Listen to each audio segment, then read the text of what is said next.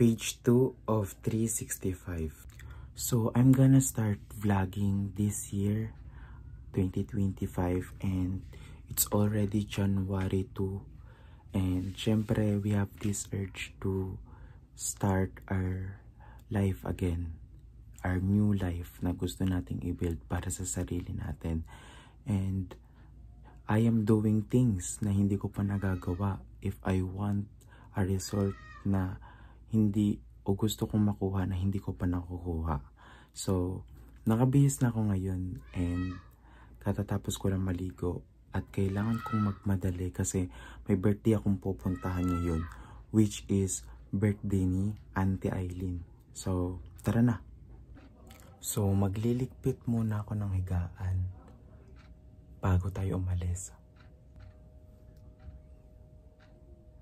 Now, I'm done. Tapos na akong magtupi and tapos na akong magligpit ng higaan and pwede na akong umalis.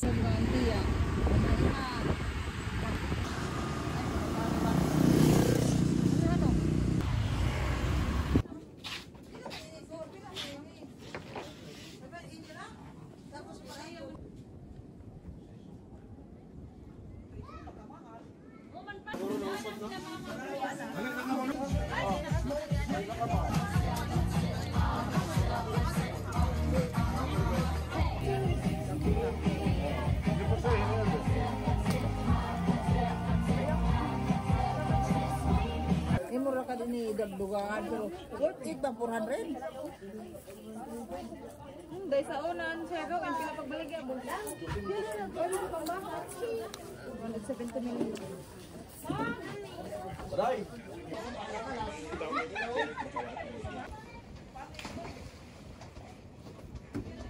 So I'm back and nandito pa rin kami ngayon sa Travelers Beach Resort and nagawa ko munang lumayo para makapagawa ng vlog kasi syempre kapag nagsisimula ka pa lang meron talagang hiya sa una and sa ngayon di ka mahihirapan mag-isip ng content kasi syempre may ganap kayo dito sa araw na to, pero sa mga susunod na araw iniisip ko lang kung anong sasabihin ko sa harap ng camera.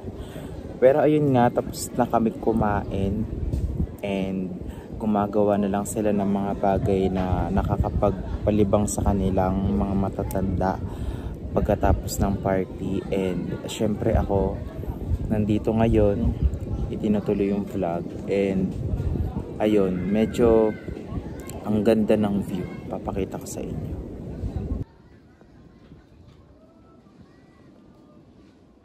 So 'di ba, napakaganda ng view. So ito yung mga klase ng view na parang magandang spot para makapag-isip-isip.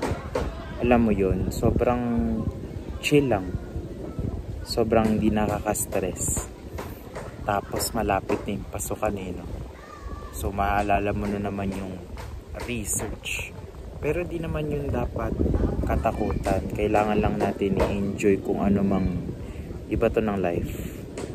So ayun lang. And now I'm back. Ewan ko lang kung halata bang kagigising ko lang. Pero ito, ayan, kaya ganyan yung buhok.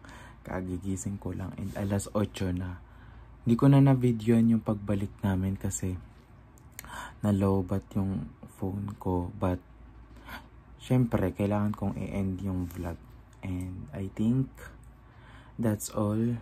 And I'm so happy this day na nagawa natin yung first vlog of 2025. So, I hope magtuloy-tuloy. So, ayun lang guys. Bye-bye.